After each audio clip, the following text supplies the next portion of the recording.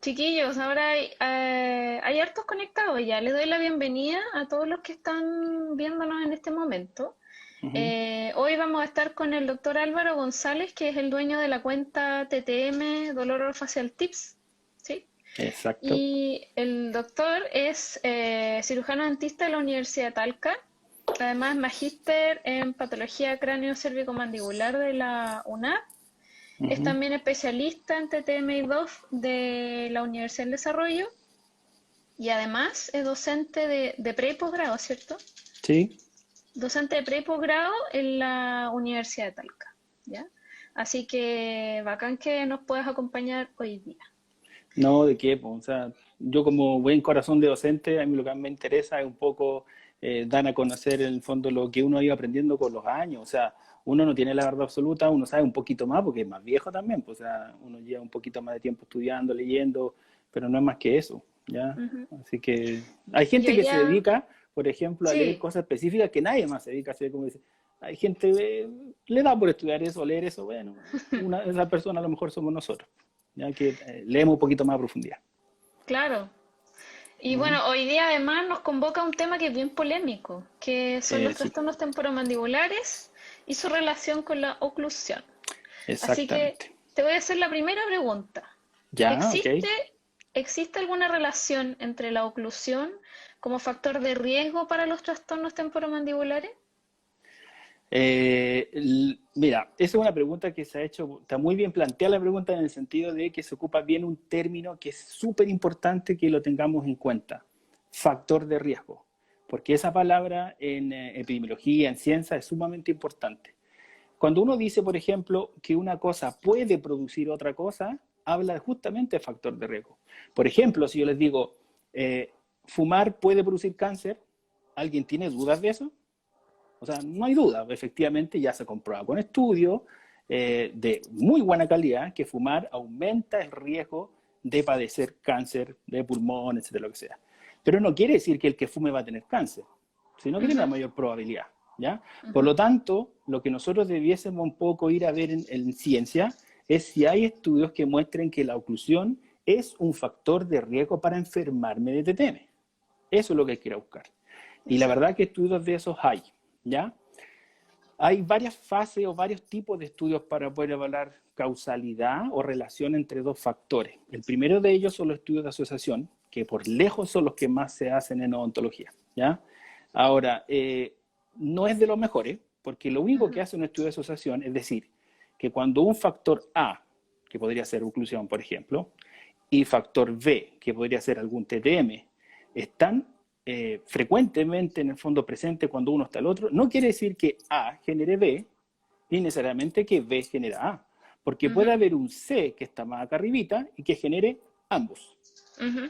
¿Ok? Entonces los estudios de asociación ese es el gran problema que tienen, que nos dan unas pocas luces, etcétera, pero los estudios que hay que seguir son los estudios idealmente los prospectivos o de corte que se llaman. Esos son los que nos van a decir la verdad, porque finalmente vamos a ver en pacientes sanos, cuando se enfermen, si primero es ocurrió una maloclusión o ocurrió un TTM y si está relacionado. Eso más o menos es la idea. Entonces, cuando vamos a revisar los estudios, nos hemos dado cuenta que los estudios de asociación, que son los primeros, o sea, Ujú. nuestra base para poder plantearme hacer los otros estudios, dicen que no hay mucha asociación entre una y otra. O sea, quiere decir que la gente que tiene trastornos temporomandibulares no necesariamente tiene más oclusión o más maloclusiones que la gente que está sana.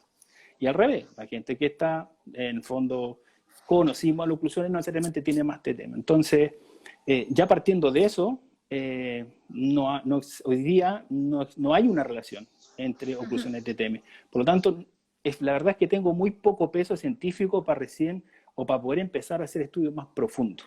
La verdad es que Ujú. si no hay estudios de asociación, casi que como no gastemos plata en estudios prospectivos porque la verdad es que parece que no vale la pena. Es así de Exacto. ruda la cosa, es así de ruda. Ujú. Voy a aprovechar de hacer un alcance con respecto a la modalidad live. Acuérdense que abajo hay un botón que tiene un símbolo de pregunta al medio. Para todos los Claro. que quieran mandar sus preguntas, porfa, envíenlas por ahí para que esto sea más ordenado y no se vayan llenando de comentarios acá abajo, ¿ya? Y eso. Oye, y eso es algo que igual nosotros vemos harto en clínica, como que un paciente puede tener la escoba, los dientes a la chuña, así como que se los lanzaron y cayeron en cualquier Ujú. lado, y tienen una salud articular perfecta en el fondo. Lo vemos todos los días, gente que tiene oclusión con parámetros ideales y tienen problemas de trastornos temporomandibulares igual. O sea, Sí, uno lo ve, que no sí, necesariamente una exactamente. cosa lleva a la otra. El problema de cuando uno dice uno lo ve en clínica, tiene muy poco peso. Sí, obvio.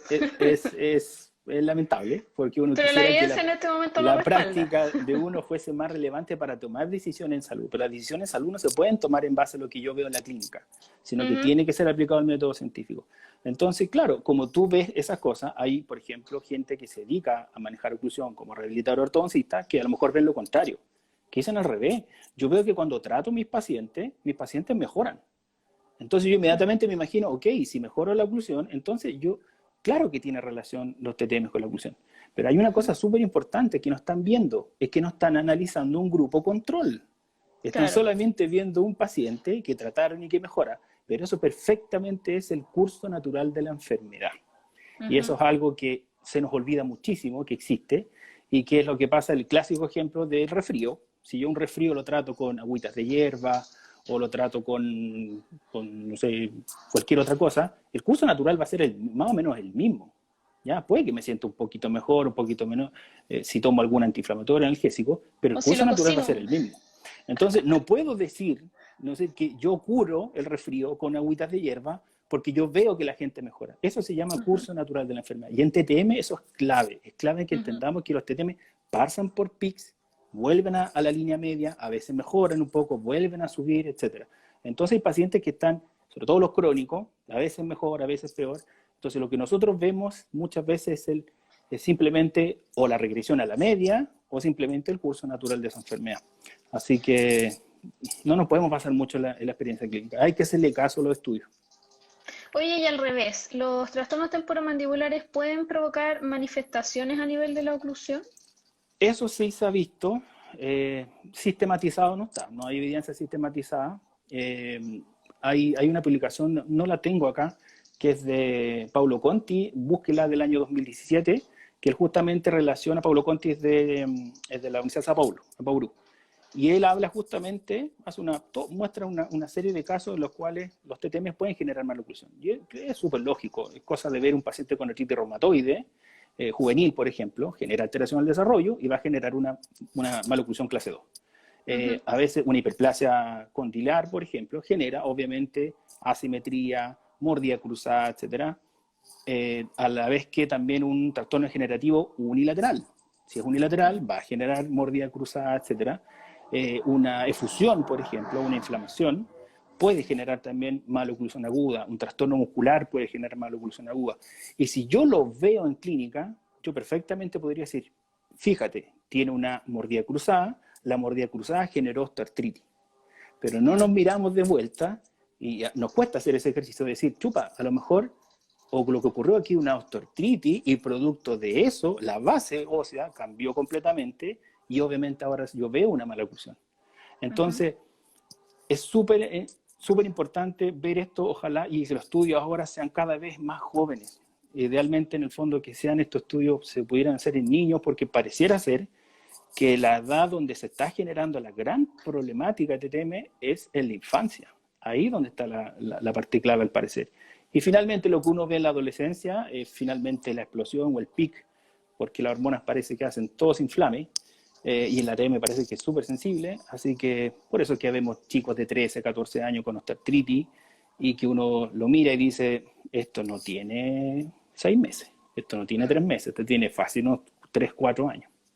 Ujú, Así que sí puede existir esa relación también. ujú. Oye, y volviendo al tema de la ortodoncia, ¿hay alguna, de acuerdo a los estudios, hay alguna relación entre los tratamientos de ortodoncia y los trastornos temporomandibulares, ya sea para bien, para mal, o que en verdad no pase nada? Que en el Sí, fondo... hay estudios que han evaluado, hay un estudio bien bonito, que es un estudio prospectivo que se hizo por allá por el año 80 y algo. Lo tengo al final, si quieren, después yo se los puedo mandar una carpetita si gustan los que quieran, para que lo puedan bajar. Y han hecho estudios prospectivos los cuales han evaluado, obviamente comparan gente sana, en fondo, y gente que ha sido sometida a ortodoncia y gente que no ha sido sometida a ortodoncia. Y se han dado cuenta que, para alegría de los ortodoncistas, la ortodoncia sistemáticamente no genera trastornos temporomandibulares. Es una pregunta muy frecuente que nos llega a nosotros en clínica, que dice, doctor, Sí, yo desde que me puse los brackets empecé con problemas. Entonces, a veces nos cuesta un poco asumir de que eso puede que sea una simple coincidencia. Puede que sea una simple coincidencia. O sea, exacto. si sistemáticamente no se ha podido demostrar, claramente eso es azar, eso es una coincidencia y no puedo extrapolar algo que veo en clínica a la salud general. Lo mismo que decíamos delante. Ujú. Entonces, si veo que no genera grandes problemas, a lo más, de hecho se ha estudiado incluso las ligas ortodónticas y se ha visto que a lo más generan algunos síntomas musculares muy transitorios y Sí, que la verdad es que, pero sin grandes consecuencias. Entonces, desde ese punto les digo a los pacientes que se queden tranquilos, que lo más seguro que fue simplemente una coincidencia y que hoy día se sabe que la ortodoncia no es capaz de generar problemas a nivel articular, muscular, etcétera, sino estos síntomas así como locales.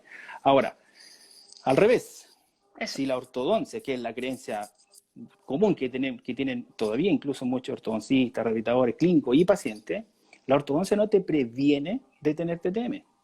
Por lo tanto, cuando se han hecho estos estudios prospectivos, se ha visto que la incidencia de TTM es exactamente la misma, te hayas o no te hayas hecho la ortodoncia.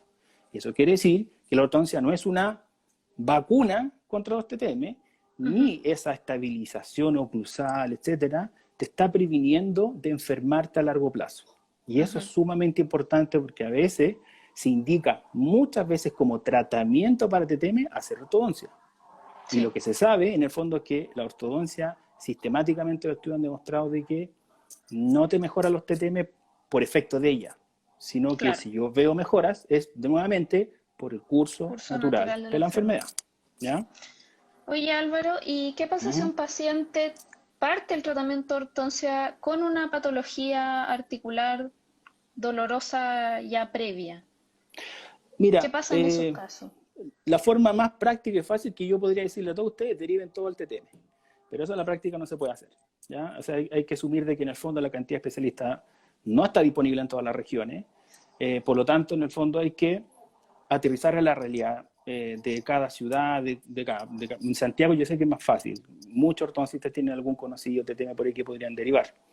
El ideal que fuese así, a lo mejor sí, yo tengo ciertas aprensiones todavía, porque creo que el dentista general es capaz de manejar TTM con manejo primario. Yo creo que Sí, eso lo pueden hacer sin ningún problema. Todo depende, y lo digo a los chicos, de la data, de la historia. Por eso es tan importante la anamnesis. ¿Hace cuánto tiempo tú tienes esto? Si el paciente dice, no, mira, sabes que nunca había tenido problemas y esto empezó hace una semana. Entonces yo les digo a los chicos, traten esto como si fuese una 15. ujú, Así de simple. De sí, antiinflamatorio, de las indicaciones y esperemos el curso en el tiempo. Y controlemos. Si ese paciente no responde, doctor, yo sigo con dolor, llevo 2 meses en tratamiento, usted me ha dicho que tengo que hacer, le he hecho todo caso todo, AINE, estoy comiendo blandito, todo, etcétera, ese paciente no está respondiendo, ese paciente tiene que ser derivado sí o sí. Tal como a ti ujú, un tobillo, si te duele por más de un mes y medio, claramente va a ir un traumatólogo. obvio. Es lo mismo en el fondo, ¿ya? Es un poco así, eso es. Entonces, cuando previamente en ortodoncia el paciente tiene TTM, el ideal es tratarlo, ya sea de manejo primario por el ortodoncista, y si hay luces de que el paciente tiene un trastorno que lleva mucho tiempo, pensar a lo mejor en un cuadro posiblemente generativo, y ahí en esos casos idealmente derivar para tratarlos previamente, ¿ya? O sea, tratamiento previo y luego hacer la ortodoncia sin ningún problema. Súper. Oye Álvaro, ¿y cuál es la relación que tienen las maloclusiones con la respiración? Upa, bueno, en general la descripción que se habla de la relación entre maloclusiones con respiración tiene que ver con las maloclusiones de nivel esqueletal, ¿ya? Más que dentario, porque dentario podríamos pensar en, no sé qué podría ser, compresión maxilar, pero también es más esqueletal. Sí, pues más Pensemos en esqueletal. maloclusiones más esqueletales, más que dentro Ujú. alveolares. Los pacientes clases 2 tienen obviamente una posición lingual que se va hacia más posterior. Por lo tanto, la vía aérea en general de los pacientes clases 2 tiende a estar un poco más disminuida. tiene un poco más, o sea, descrito, los médicos lo describen así. Micrognasia es un signo así como súper importante como factor de riesgo para apnea del sueño. Por lo tanto, si un paciente es clase 2, va a tender a tener alteraciones respiratorias. Y una de las cosas más importantes que ellos hacen para poder compensar eso es adelantando la cabeza. Y aquí viene una cosa súper importante que a nosotros se nos enseñó, a mí también me lo enseñaron, de que los pacientes clase 2 adelantaban la cabeza por cadenas neuromusculares. La verdad que sabemos, y hay una revisión sistemática preciosa que se hizo, que hicieron unos médicos, donde muestran que efectivamente la única relación que tiene la anteposición de cabeza y cuello es el patrón respiratorio. No se relaciona con dolor cervical, no se relaciona con dolor lumbar, no se relaciona con ninguna de esas cosas que antes nosotros creíamos que por andar con la anteposición de cabeza y cuello me iba a doler el cuello y todas esas cosas. Hoy se sabe que sistemáticamente no existe esa relación, es solo una creencia, parte de nuestras creencias que tenemos tanta en odontología, y la verdad es que lo único que se relaciona es patrón respiratorio. O sea, eso quiere decir en el fondo que efectivamente los pacientes clase 2 adelantan la cabeza para poder mejorar la permeabilidad de la vía de la superior. Y ahí claramente el rol de los cirujanos es sumamente importante, porque cuando hay una maloclusión, tiene que ser obviamente idealmente tratado con una cirugía bimaxilar de adelantamiento bimaxilar, todas esas técnicas que ellos manejan súper bien, porque el pronóstico mejora bastante, ¿ya? Y en el caso de los ortodoncistas, que hagan expansión maxilar rápida, por ejemplo, a los chicos en la infancia, para mejorar su patrón respiratorio. O sea, eso es lo entretenido, que los cirujanos maxilofaciales, los ortodoncistas y los especialistas en TTM, hoy día somos, yo creo que parte importante de un equipo de medicina del sueño. Yo creo que todos tienen mucha importancia, a mi parecer. Oye, voy a abrir una pregunta que dejaron acá. ¿Ya? Vamos a revisar. Dice, en relación a lo que estábamos hablando al principio, que dice, creo que se relaciona a la relación entre oclusión y TTM. ¿No hay estudios de asociación porque no se han hecho? Muy buena pregunta, Connie. La asociación no existe no porque no se hayan hecho, se han hecho harto estudios. Lo que pasa es que no ha mostrado asociación. Entonces aquí caemos en un error, algunos autores incluso caen en el error de decir, pero que la ausencia de evidencia no es evidencia de ausencia. ¿Has escuchado eso, cierto? Sí. Aquí hay evidencia, y la evidencia es que no hay asociación. Eso quiere decir que la oclusión no es un factor de riesgo de TTM, ¿ya? No sería un factor de riesgo de TTM. Por lo tanto, en el fondo, eso es lo que hay que asumir, ¿ya? No es que no hayan estudios y hay que hacer estudios para poder descubrirlo, no, estudios hay. Ya no hay que desperdiciar dinero. Ya se han hecho revisiones sistemáticas, ojo, y eso es importante. Una cosa es distinta, una revisión, un review narrativo, a una revisión sistemática. Pónganle ojo cuando lean paper, porque si dice revisión y no está sistematizado, el peso que tiene es muy poco, es casi como escribir un capítulo de libro, ¿ya? Lo mejor es la revisión sistemática, porque tiene una metodología súper bien establecida. Entonces, hay revisiones sistemáticas hoy en día y que dicen claramente en el fondo que no existe esa asociación, no sería un factor de riesgo. Es como que yo hiciera un estudio y le dijera, ¿saben, chiquillos? Fumar no aumenta el riesgo de tener cáncer de pulmón. Listo. Estudios hay y ya lo han demostrado. Oye, y ahora una pregunta que le puede interesar más a los rehabilitadores. ¿Son importantes las guías de oclusión? ¿Se previenen los TTM si dejo una u otra guía? Buena pregunta. Ruda pregunta, difícil, porque aquí vamos un poco en contra de lo que nos enseñaron nuestros profesores de hace mucho tiempo, a quienes tengo un tremendo cariño.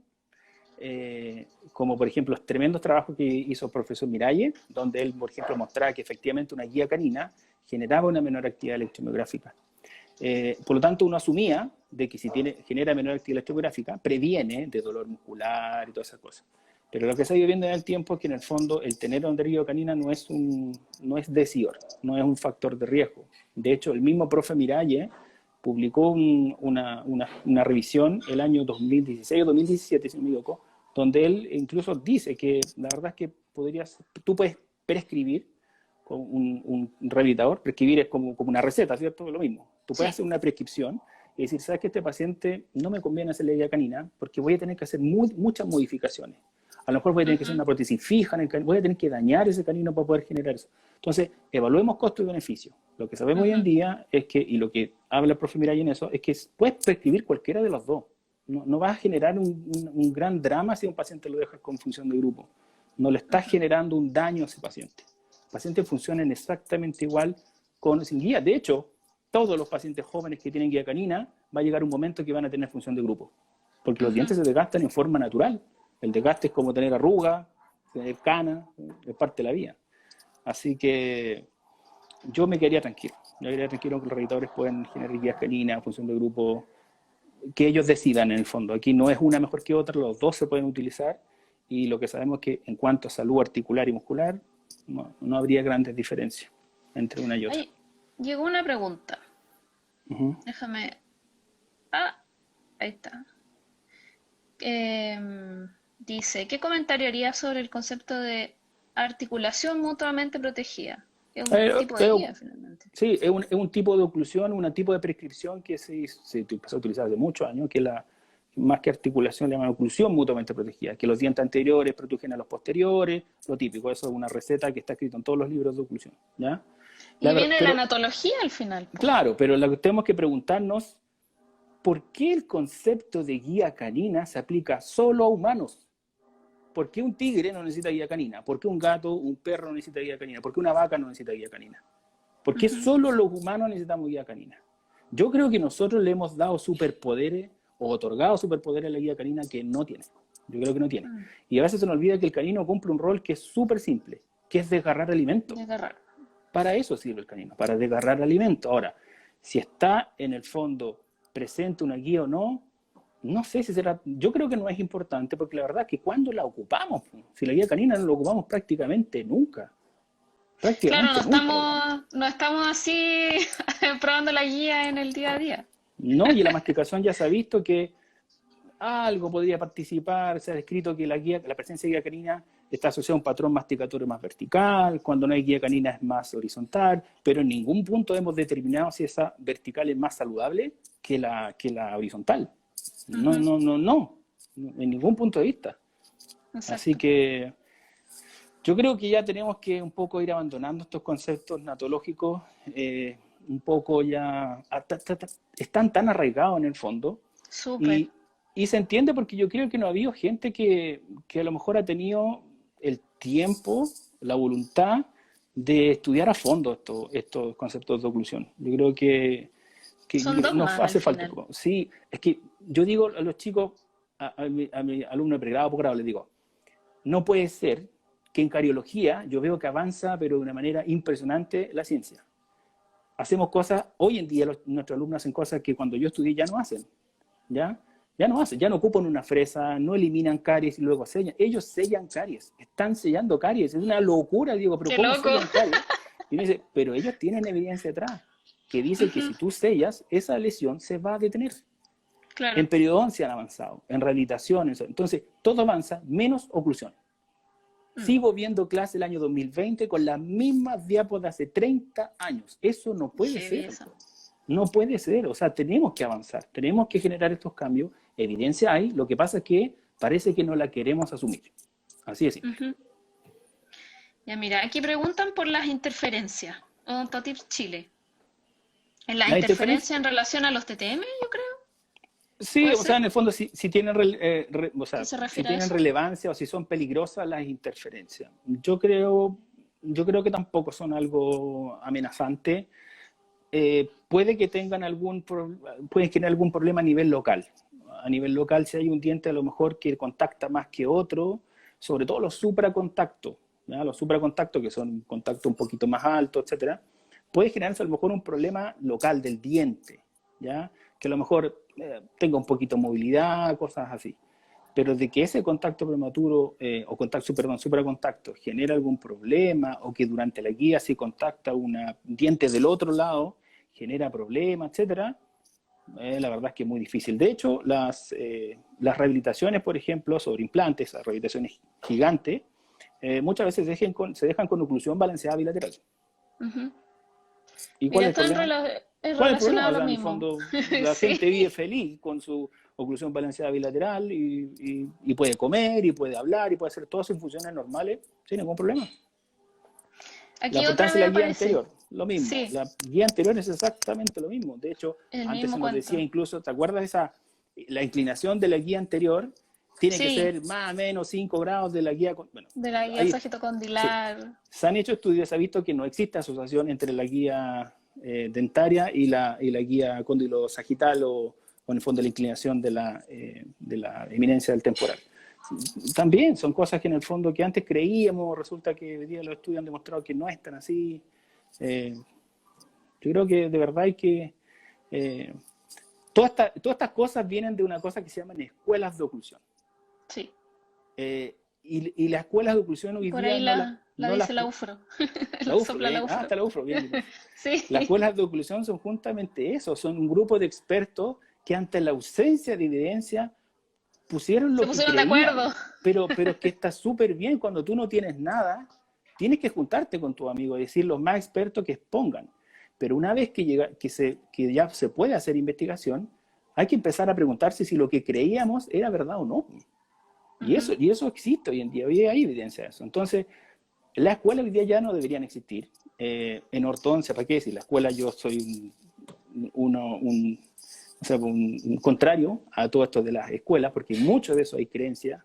Así que a los ortodoncistas les digo, no me gusta cuando ustedes hablan de escuelas, porque eso no, para mí no es ciencia, es pseudociencia casi. Así que tenemos que avanzar, tenemos que abandonar estas cosas de escuela. Por ejemplo, no existe la escuela de cómo tratar un infarto. Exacto. ¿Existen escuelas? No, nosotros las tratamos así. No, ¿No? po.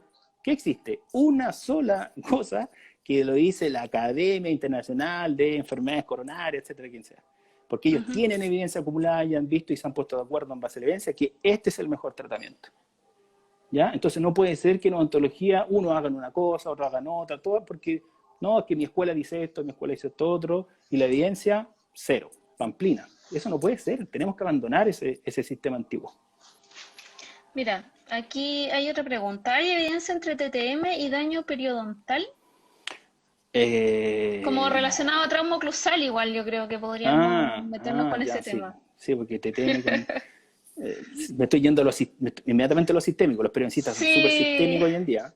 Así que sí. estaba pensando en algo sistémico. Si realmente alguna bacteria si viajara hasta la TM y generara algo, sería interesante verlo, ¿ah? Porque hay algunos estudios que, claro, y hay una corriente, una Artritis escuela infecciosa podría que ser. hay una escuela que habla de que hay una infección, que muchas de las osteoartritis son por bacterias que están ahí atacando, etcétera, y Por muchos vía tratan, hematógena en el claro, fondo. y tratan la osteoartritis mediante antibióticos.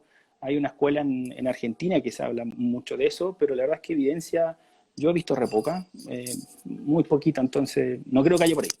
Por trauma cruzal, la verdad es que yo no he visto mucho. He tratado de buscar a veces estudios que hablen de eso, pero la verdad es que nunca he visto, porque es muy difícil estudiarlo. No sé que yo por lo menos no lo he visto. No sé si algunos de algunos colegas que estén por ahí han visto algo y que nos puedan compartir, pero así, buenos estudios, no. Los típicos estos estudios que hablan de los pacientes que relatan bruxismo. Los Sí. pacientes que relatan bruxismo y que generan supuestamente sobrecarga y tienen TTM y además tienen problemas periodontales. Y ahí el primer problema de su estudio es que la evaluación de bruxismo fue mediante un autorreporte. Y hoy día sabemos que el autorreporte no es una manera muy fehaciente de que un paciente diga, porque el paciente para él todo es bruxismo. Si le duele algo es bruxismo. Entonces, Sí, po. una cefalea primaria, el paciente lo puede asumir como que es bruxismo. Entonces, el autorreporte, no. En general yo le digo a mis alumnos, si ustedes ven un estudio con autorreporte, guárdelo en alguna parte ahí escondidito, pero trate de buscar estudios con polisonografía, que tampoco es 100% fehaciente ni exacto, pero es la herramienta más exacta que tenemos hoy en día. Es la mejor regla para medir, en el fondo. Exacto. Oye, aquí hay otra pregunta. Esta es la que conversábamos que probablemente iba a aparecer. ¿Cómo evalúo relación céntrica Ay, no, yo sabía. clínicamente? Mira, podríamos hablar en otro live de relación céntrica porque en eso hay muchísimo. La relación céntrica no existe, es un término que ya está total y absolutamente obsoleto. Nosotros en la Universidad de Talca no pasamos relación céntrica, así de simple. Les decimos que es parte de la historia y que posiblemente la van a retomar cuando estudien posgrado. Eso sí, porque en posgrado todavía la van a ocupar. Nosotros hablamos de de centricidad mandibular o de una posición inicial de tratamiento. ¿Por qué? Porque eso es lo que hace el clínico. Yo entiendo perfectamente un clínico rehabilitador cuando llega un paciente sin mesa cruzal posterior y llega mordiendo solamente grupo 2 y 5. Exacto. Solo los dientes anteriores superiores. Entonces, claramente ese paciente perdió la MIC. Necesito devolver una MIC. Necesito buscar una posición inicial de tratamiento. Entonces, claro, ahí yo podría deprogramar, hacer todo lo que tú quieras. Lo más seguro es que voy a lograr una posición nueva. ¿Qué posición es esa? Lo más seguro es que esa posición es la MIC que ya había perdido. Exacto. No estoy llevando... olvídense de que el cóndilo va a estar en la zona más antero superior, esa cosa que uno recita, como si fuese así como un discurso, pero aprendido, así, la posición más antero superior, esa cosa, olvídense, porque nosotros no podemos ver qué hay acá arriba, no lo estamos viendo ni previamente ni después, ni tampoco lo podemos controlar. Cuando nosotros manipulamos, el resultado de esa manipulación, el cóndilo se puede ir para cualquier lado. Es impresionante, los estudios han demostrado que cuando yo manipulo, el cóndilo se puede ir para adelante, se puede ir para atrás, se puede ir para arriba, se puede ir para cualquier lado. Y hay otros estudios que han dicho que al manipular, el cóndilo prácticamente no se mueve. O sea, esa cosa de que estamos dejando el cóndilo en una posición saludable y todo eso, no va por ahí, ¿ya? Entonces, no hablemos de relación céntrica, porque relación céntrica habla de una posición condilar que no estamos evaluando, sino que hablar mejor de centricidad mandibular, de posición inicial de tratamiento. En ortodoncia, exactamente lo mismo. Sí, aparte que, por ejemplo, no sé, por la Power Centric, con esos pedazos de cera gigante, obvio que van a sacar al cóndilo de esa posición famosa, o sea, jamás el cóndilo se va a ir arriba y adelante. Eso es lo que los estudios también han tirado por la borda. Sí, lo otro es como dices tú, se mueve para cualquier parte. Sí, y lo otro es que en el fondo la Power Centric es una posición forzosa. Exacto. Y tú durante la ortodoncia no vas a aplicar en ninguna parte posición forzosa de la mandíbula, o sea, no tiene sentido. Evalúas en una posición forzosa y tratas después en MIC. No. Yo creo que lo que sí hacen bien es deprogramar a pacientes para que idealmente ellos vean la ortodoncista en una posición más céntrica. Y yo los entiendo, porque a la ortodoncista a veces les pasa que colocan bracket y el paciente ¡fum!, se va hacia atrás. Entonces, un paciente que era clase 1 se me transformó en un clase 2 y es todo un drama. ¿Cómo hago el overjet? Se me desarmó todo. Claro, y el diagnóstico estuvo mal hecho ahí. Entonces, está súper bien que hagan en el fondo ellos manipulación del día, si quieren hacer una deprogramación, ok, no hay ningún problema. Hay que eliminar son estas posiciones de acomodo, ¿ya? Está bien. Pero no pensar de que esa posición que van a lograr va a ser más fisiológica, ni va a generar una posible mejoría de TTM. Es una vacuna para el TTM. O que una vacuna para que el paciente tenga... No, eso no existe. Hay otro par de preguntas. Déjame ver. ¿Es la posición guiada muscularmente luego del uso de un plano la mejor posición inicial de tratamiento? No es la mejor posición, es una posición distinta. Así de simple. Es una posición distinta. Hay rehabilitadores que pueden rehabilitar en la posición de acomodo incluso.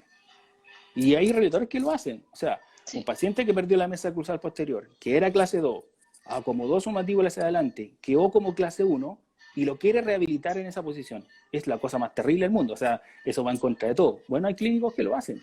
Y los pacientes se acostumbran a la posición y funcionan súper bien. Y los pacientes son clase 1 y resulta que eran clase 2. Solamente por posición de acomodo. Eso se puede hacer. El sistema matemático es súper adaptable. Se pueden hacer cambios de dimensión vertical, se pueden hacer cambios de posición mandibular en general. Eso se puede hacer dentro de un rango que más o menos uno estima, ¿ya? O sea, idealmente un par de milímetros, una cosa así. Igual que aumento de dimensión vertical, más de 5 a 6 milímetros, ya esa cosa es una tierra de nadie y no sabemos qué va a pasar. Así que tratar de no hacerlo por desconocimiento, no es que sea peligroso, así que no lo sabemos. Entonces, se puede hacer eso. Pero no es que sea mejor la posición de centricidad. Es distinta, así de simple. Exacto. Queda otra pregunta, quedan varias en realidad. Mira, dice, ¿los pacientes con topes tienen mayor riesgo de generar TTM? No debiese. No debiese por lo que conversábamos delante. O sea, independiente del tipo de tratamiento, en ortodoncia no debiese. Ahora, hay clínicos que sugieren de que los aumentos de dimensión vertical en forma permanente podrían agravar el proceso de osteoartritis. Lo que yo he visto es que los aumentos de dimensión vertical, por ejemplo, generan dolor articular, pero no porque el aumento de dimensión vertical sea peligroso, sino que muchas veces este paciente tiene desplazado un disco y el aumento de dimensión vertical con un plano, por ejemplo, lleva el cóndilo hacia adelante, aplasta un poco más el disco y la inflamación o el dolor aumenta. Por eso es que hay pacientes que no les podemos indicar planos. O sea, los planos no están indicados para todos los pacientes, ¿ya? Así que en ese sentido, yo diría que los topes, yo diría que no son peligrosos. Yo creo que los ortodoncistas lo ocupan muchísimo y la verdad es que el relato de problemas es muy poco y generalmente pueden ser cosas musculares. Tú sabes que cualquier contacto rarito para la musculatura se asusta, se genera una especie de contracción protectora y es temporal, muchas veces es temporal. Y lo otro igual que creo que influye es que obviamente si la articulación tiene un daño previo, la capacidad adaptativa de ese tejido no es el mismo que el de una articulación sana. Entonces también ahí hay que tener ciertas precauciones. En el fondo puede que no se adapte tan bien. Sí, lo que pasa es que creo que es importante como el examen previo. El examen físico, pero el examen físico tú sabes que no te dice toda la verdad. La única forma de saber si está todo ok sería haciendo un buen examen físico y tomando la resonancia a todos los pacientes y ojalá la resonancia ahí con BIM. O sea, pero es impracticable. Eso es impracticable. No. O sea, no hay sistema de salud que te aguante eso. Ninguno. Así que yo creo que un buen examen físico y sobre todo una buena anamnesis. Yo creo que eso es vital. Yo siempre le digo a los chicos también, si a mí me dieran elegir una cosa, me dijeran, usted puede elegir solo una cosa, examen físico o anamnesis. Váyanse por la anamnesis siempre. Siempre, porque el examen físico es una foto de hoy día, pero la anamnesis tú puedes recabar la historia completa de ese paciente hacia atrás. Así que la anamnesis es vital. Acá tenemos otra pregunta. Estabilización de pacientes perio-severo suele ser sinónimo de ortodoncia. ¿Existen otras opciones? Estabilización de pacientes perio-severo. Periodoncista severo, sinónimo de ortodoncia. Ya, los pacientes con periodoncia, o sea, con trastornos periodontales severos, deberían ser estabilizados con ortodoncia. Yo creo que esa pregunta es para el ortodoncista. Igual. No, yo creo que no me podría meter en esa área. No te podría contestar, de verdad. No, ahí me pillaste. ¿Podemos hablar del fin? ¿Tú alcanzas a ver el resto de la pregunta? No, del fin TT-Mi2 FUNAP, el fin de la era. Va para el paper de Manfredini a lo mejor. El fin de la era. A lo mejor TT-Mi2 FUNAP, porfa, manden de nuevo la pregunta más corta. Yo creo, o sea, si es eso del fin de la era, yo creo que sí, yo creo que ya estamos preparados para poder dar el paso. Y créanme, chiquillos, que nosotros, por lo menos en la Lautalca, ya lo hicimos. Ya dimos ese paso. Ya nos enseñamos relación céntrica, hablamos de guía canina. Sí, o sea, nosotros ya dimos el paso, de verdad. Yo creo, y ha funcionado súper bien. Hemos simplificado todo. Hemos simplificado la rehabilitación. No puede ser, por ejemplo, que un ortodoncista gaste 9 meses más de tratamiento solo para lograr una guía canina perfecta. Eso no tiene sentido, porque como medida de salud pública es ultra cara. Costo-beneficio, nuevamente, es muy alto el costo para el real beneficio que le voy a entregar al paciente. Entonces, hagamos parámetros a lo mejor un poquito más aterrizados, y no ser tan perfeccionistas. ¿Ya? Porque no creo que le estemos entregando un real beneficio a los pacientes.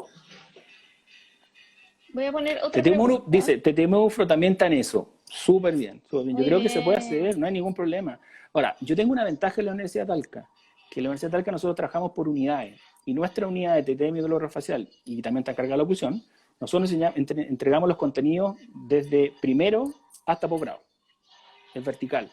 Entonces, no pasa eso de que en tercero le enseñan una cosa, en cuarto le enseñan otra, en quinto le enseñan otra. Eso no pasa en la universidad. Y eso es una gran ventaja. Yo creo que las otras universidades deberían hacerlo. Deberían las unidades encargarse de impartir el conocimiento de manera vertical, desde primero a sexto. Yo creo que eso es lógico. Mira, y lo que hablábamos ayer un poquito, y el dedentamiento y TTM respecto a la sobrecarga, entre comillas. Dedentamiento. Hay dos tipo de dentamiento. Está el dentamiento parcial, el cual muchos clínicos todavía piensan de que el hecho de no tener diente a un lado puede generar desbalance y puede generar sobrecarga en un lado sobre el otro. La verdad es que eso no se ha comprobado. Yo creo que no Es difícil que genere algo así. En general se describe mucho que el contacto unilateral puede generar sobrecarga así como con balancín.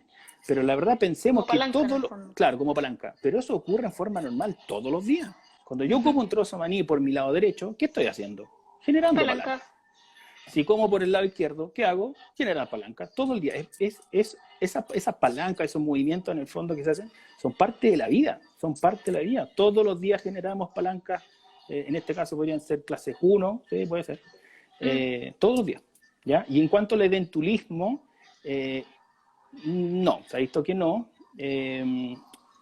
Por varias razones. Un paciente con TTM previo y que es más sensible, por ejemplo, a masticar alimentos duros, en general las personas mayores va a ser menor porque muchos de ellos ocupan prótesis, la cantidad de fuerza de masticar disminuye, incluso rehabilitados, la cantidad de carga que se aplica, con suerte, el 30% de lo que hacían antes. Entonces, muchos de los pacientes o personas mayores también tienden a tener menos síntomas, ¿ya? Y no pasa eso de la compresión neural que antes hablaba Costén en otorrino, que él habló del síndrome de Costén, que decía que con el eventulismo se comprimía el nervio. Esa teoría, olvídelo, porque un nervio cuando se comprime genera otro tipo de síntomas, tal como lo vemos en las patologías de dolor neuropático, por ejemplo. La compresión de un nervio genera parestesia, genera otro tipo de cosas, ¿ya? Los implantólogos saben harto de eso. Algunos implantólogos, algunos endodoncistas, O lo a tienen en veces cuenta también. pasan a llevar a los nerviecitos y generan esos síntomas. Pero son de dolor neuropático, son otra cosa, otra cosa. Mira, hay literatura que muestra una relación entre cirugía ortognática y TTM. ¿Qué opinión tienes respecto de esto?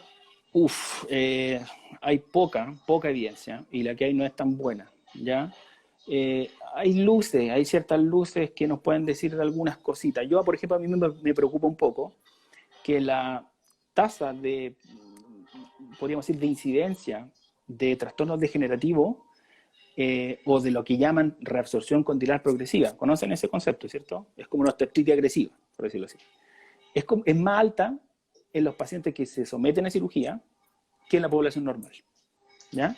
Y uno lo puede ver de distintas maneras. Uno, si lo mira a la rápida, podría decir, claro, la cirugía es mala porque te genera esta cosa. No, que a lo mejor el paciente que fue a cirugía también es un paciente que ya traía un problema previo, por algo se va a operar muchas veces. Entonces hay que tener cuidado con esas conclusiones medias apresuradas, ¿ya? Yo creo que la cirugía, si es cruenta, sí puede generar TTM, tal como lo puede hacer una extracción dental, ¿ya? Tal como no ocurre con muchos pacientes que llegan por extracciones dentales y nos dicen, doctor, después que me hice la extracción, no sentí que algo se me movió, me hizo un crujido, algo me pasó. Y es lógico, porque las fuerzas que se aplican para hacer una extracción no son menores en algunos casos, hay todo tipo de cirugía, y si el paciente ya traía un problemita previo, la cirugía simplemente fue la gota que rezó el vaso y poder generar algo, ¿ya? Ahora, que sistemáticamente la cirugía haga eso, no lo creo, no creo tampoco. Yo creo que hay que hacer estudios mucho mejor estandarizados, creo yo. No creo por ahora que sea algo peligroso, creo yo, pero sí podría participar en algo. Mira, otra pregunta. ¿Tratamientos ortopédicos en fase de crecimiento, fuerzas pesadas, podrían generar alguna alteración? Supongo que alteración en la TM. Tratamiento ortopédico en fase de crecimiento. El Christopher Barriga parece que, sí, creo. Christopher, ¿te refieres en el fondo al hecho de hacer aumento de mención con plaquita? ¿A eso se refiere?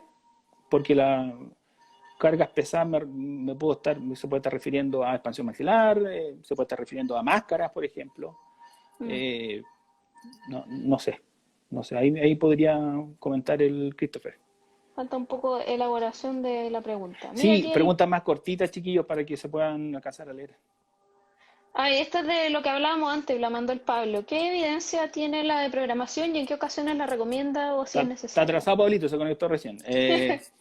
No, es que la saqué yo ahora recién. Ya, está bien. Sí, perdón. La de programación yo la utilizaría cuando un clínico rehabilitador, por ejemplo, piensa que está frente a una oclusión o una mordida de acomodo, una oclusión de acomodo. O sea, en el fondo, el caso que les decía yo antes.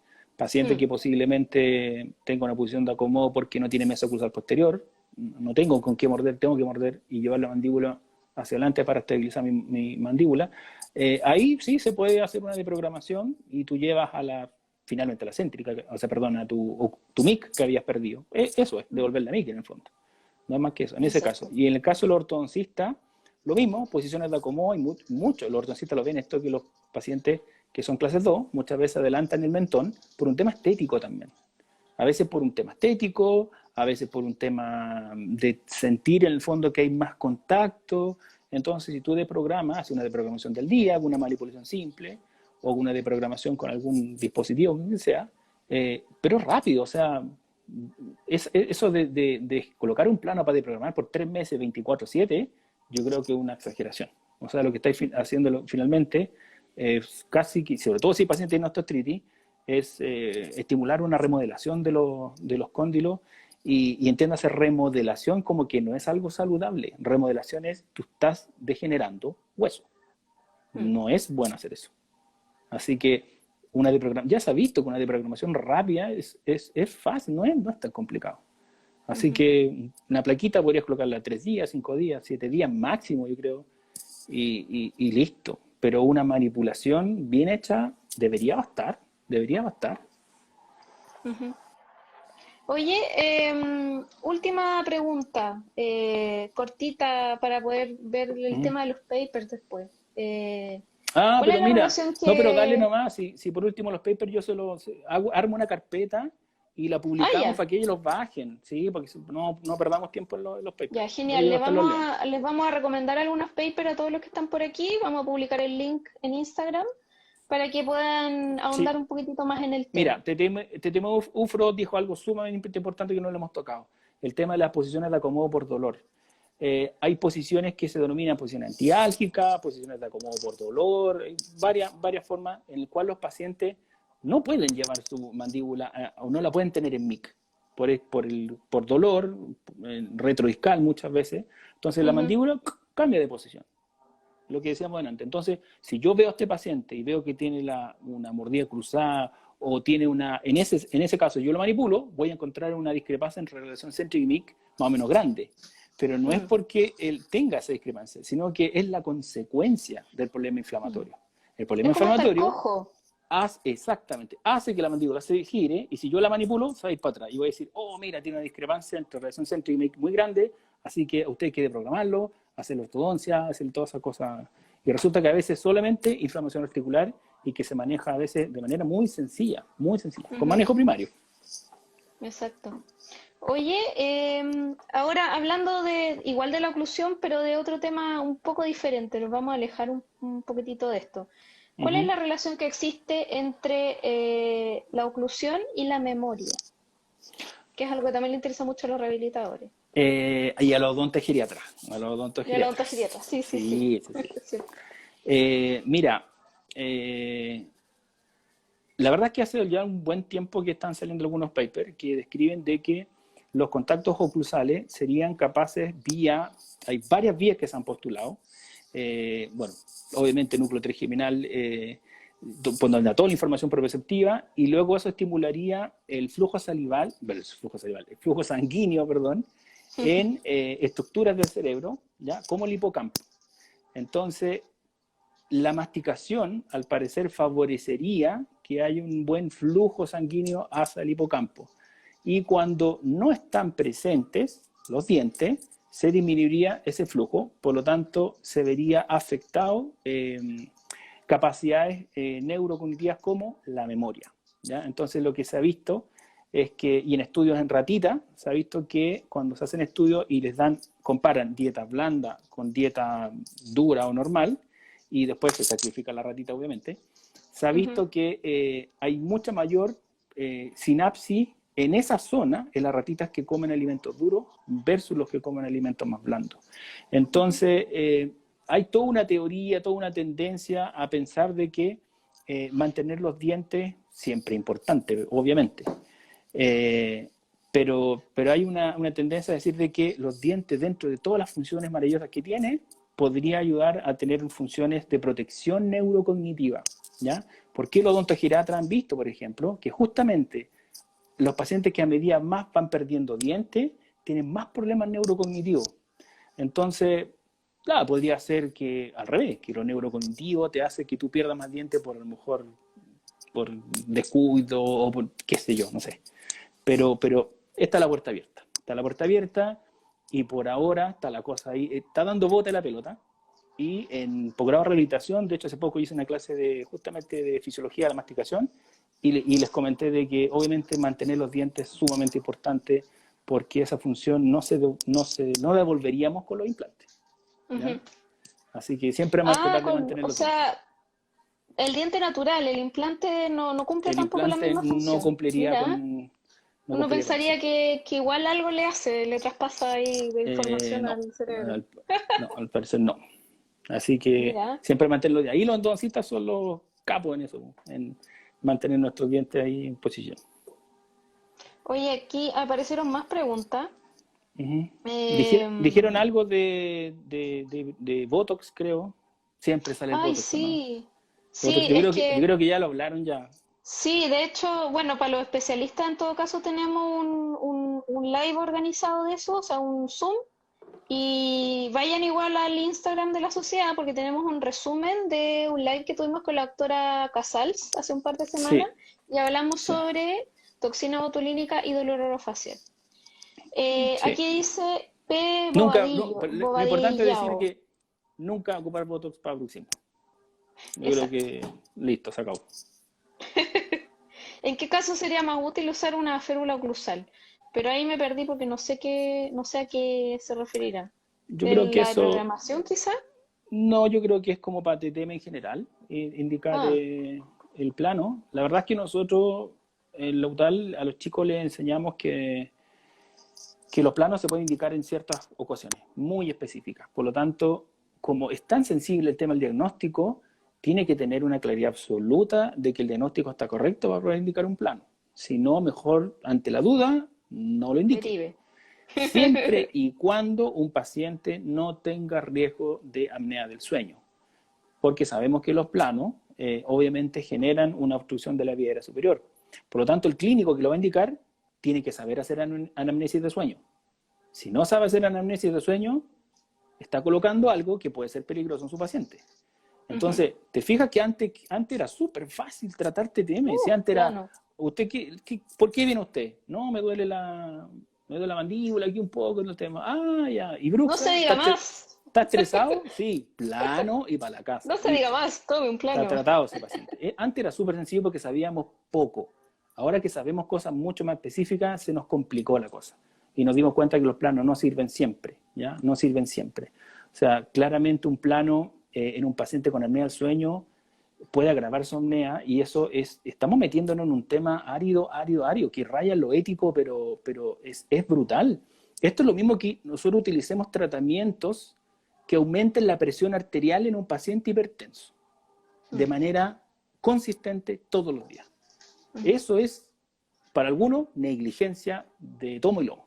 ¿Ya? Sí, como lo decía Eh, la Clau por ahí. la- Negligencia. ya, sí, sí, es complejo, es complejo. Entonces, ya no podemos seguir haciendo las cosas al lote como lo hacíamos antes, que yo creo que está bien, yo también lo hice, yo partí así también, pero es que ahora ya hay conocimiento de que las cosas se tienen que hacer mejor. Entonces, Ujú, si el conocimiento está, si hay gente que ha estudiado esto y hay gente que está dando recomendaciones y nosotros no seguimos esas recomendaciones, entonces el que está comiendo el problema y negligencia claramente es uno, es obvio. ujú. Bueno, y a raíz de lo mismo, Pebo Vadillao pregunta nuevamente, ¿cuándo fueron cruzado superior y cuándo inferior? Es lo mismo Cuando finalmente. al clínico le guste nomás, da lo mismo, no tiene ninguna relevancia que sea arriba o abajo. A mí me gusta abajo porque siento que los pacientes son más cómodos, pero hay otros colegas que van a decir, no, que a mi paciente le gusta más arriba. Da lo mismo, no hay gran Yo creo que el diferencia. tema es, ¿por qué lo está indicando? Volvemos a lo mismo que Sí, estábamos el tema hablando es ese, recién. ¿cuándo lo voy a indicar? ¿Ya? Nosotros generalmente, yo diría que el caso más favorable de plano, de utilizar un plano, es frente a una retrodicitis. Yo creo que esa es diría que es una indicación súper buena, pero hay que saber diagnosticar la retrodicitis. No es que solamente le duela, hay que saber ubicar dónde está la zona dolorosa. Y para eso hay que seguir un examen más o menos específico. ¿Cuánto tiempo? Lo mínimo posible. Esto es lo mismo que usar AINES o otras cosas. Lo mínimo posible. Hay pacientes que usan el plano 2-3 semanas. Doctor, estoy súper bien, seguí la dieta, tomé mi antiinflamatorio, etcétera, y ya estoy listo. Ok, necesito el plano. ¿Para qué? Si el paciente ya está bien. El plano es una muleta. Eso es el plano. Si a usted le duele el tobillo, usa una muleta. Se le quitó el dolor del tobillo. ¿Tiene que seguir usando muleta? Obviamente que no. Es lo mismo. Muy bien. Oye, Álvaro, nos quedan 2 minutitos aproximadamente, así que te quiero dar las gracias por haber aceptado la invitación y por estar siempre dispuesto a contribuir con la sociedad. Y obviamente a traer este conocimiento que tienes tú, porque no todos los TTM tampoco nos desenvolvemos en las mismas áreas y tú tenés la oportunidad de hacerle clases a varios posgrados allá en la Universidad de Talca. Así que Sí. de verdad, muchas gracias. Y obviamente que quedas invitado para hacer otro tema que no sea siempre oclusión, a pesar de que yo sé que tú en tu Instagram subes siempre información con respecto a eso, así que por eso se nos ocurrió como invitarte justamente a hablar de eso, pero está abierta la puerta para poder conversar de otros temas también. Así Sí, que no, muchas súper. gracias. Mira, yo les puedo subir información de los papers y todo eso. Recordar que hay un estudio súper importante prospectivo que se hizo, que fue el ópera, donde se evaluó muchos factores de riesgo. Nos dimos cuenta que los factores sistémicos son tremendamente importantes, súper, súper importantes, y no lo estábamos tomando en cuenta. Nos fijamos casi solo en lo local, la oclusión, el bruxismo y esas cosas, que hoy día sabemos que prácticamente no tienen mucha relación con TTM, pero nunca tuvimos en cuenta la cosa sistémica. Y lo sistémico está tomando mucha importancia. Sueño, dieta, estado de ánimo, el ejercicio.